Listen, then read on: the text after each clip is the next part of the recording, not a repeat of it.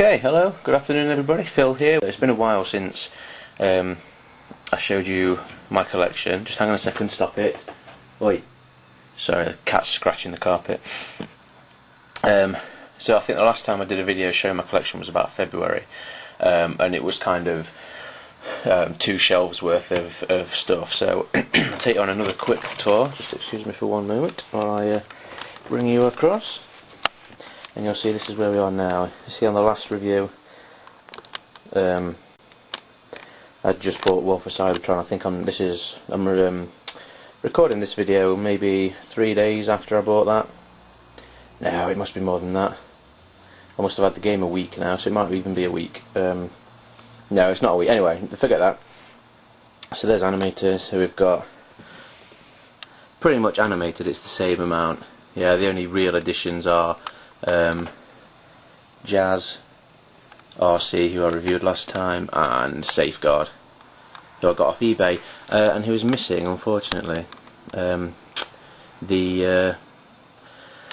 waist pieces, the hip guards. So it does look a little bit strange without them, but I'll see if I can get them online. Never mind. And then Revenge of the Fallen, which is still probably the biggest collection I've got. Newest addition to that, Devastator, who only cost £52 including postage. I found him on eBay, and that seems to be the going rate.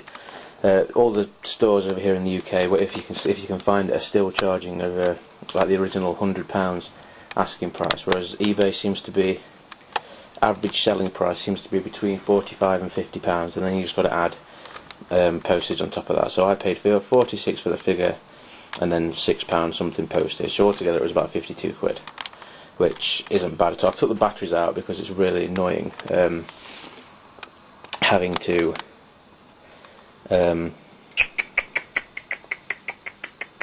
having it start talking all the time. So and then Jetfire and Optimus Prime combined.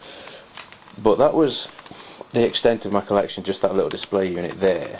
In February, when I did the last tour. But the biggest growth, Calais train, is this new bookshelf here, which is rapidly filling up. Well, I don't know why that's down there.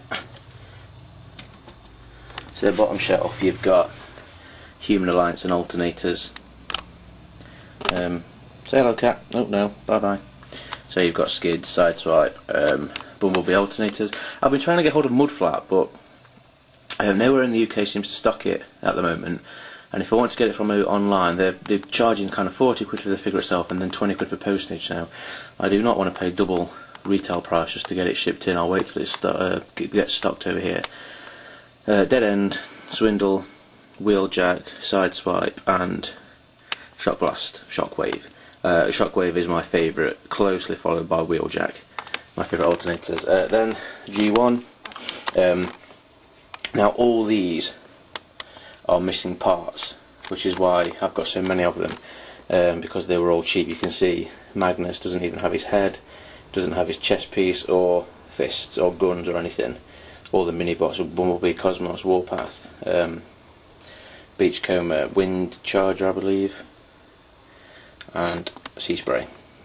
Then a Hot Rod, a very good condition Grimlock, and a alright condition Sludge, I think that is. And then Octane, Astro Train, and Galvatron. Again, Galvatron doesn't have the actual cannon, the barrel part of his gun, but never mind. None of them have got weapons, so they were all cheap. That's why I bought them. I figured, or doing research on eBay, it was actually cheaper to buy them incomplete and get all the extra pieces than it was to buy them complete in the first place. So I managed to get, the cab itself for Ultra Magnus was £5, and the trailer was something like £5 again, whereas people are charging 20-30 quid for the full deal, and I didn't really want to pay that much. And then all the other pieces, like you can get the shield piece for maybe 2 or 3 quid, you can get the helmet for a quid, 2 quid, and then the fists will set you back 2 quid as well. So just seemed easy to do it that way. And then the shelf above, Classics and Masterpiece. That's actually Anniversary Prime, the one that came with the talking display base. The only reason I put him on the display base is because Skywalker is on his display base, so I thought I'd keep them the same, put them both on their bases. And then Hound with Ravage, Silver Streak, Grimlock, and Bumblebee, and then my Ultra Magnus bust. I do have Masterpiece Megatron on the way. I bought him off eBay. I mean, Masterpiece Megatron has been like my holy grail for about 18 months now, but I never ever thought I'd have the money to afford it, because he cost me, because he's the kind of the 20th anniversary, whatever. He generally goes cheaper than Masterpieces, so I think he cost me 45 quid, something like that. He cost me 20 quid in Argos. I don't know how they've managed to sell them at 20 odd quid when they go on eBay for 70 or 80 quid. So I paid less than 100 for both of them put together. And Masterpiece Megatron, the cheapest I could find it were going for 80, 90 pounds or 100 pounds including shipping. So it was always a little bit out of my price range, considering that was, at that time, that was nearly a third, more maybe a quarter of my monthly salary at the time, which has now changed. I've got a new job, got a full-time job, so as you'll see from the top shelf, money is a little bit freer now. So I've been able to get a few more of my holy grails. So yeah, Masterpiece Megatron on the way, and then I'm looking to get a Masterpiece Grimlock, and then I'll be happy that I'll have all the main Masterpiece figures. I'm not going to get Starscream unless he comes down to a good price, because I really like Skywalker as a character, so I'll just keep him as that. And the same with Magnus. I mean, Magnus is probably my favourite Transformers character, but it's just a white prime, and he doesn't combine with his trailer or anything. I think the box transforms into his trailer, but as you can see, everything's in robot mode, so there's no point unless it actually combines with him to form this kind of G1 more. Combines to form the G1 look. Then I'm not too interested in getting it. And then just Starscream and Thundercracker. I've got one sweep, unless they're one Seeker, unless they're coming down in price. I'm not too fussed about getting any more. And then up on the top, that's where I've kind of branched out. So those are the two figures I reviewed last time.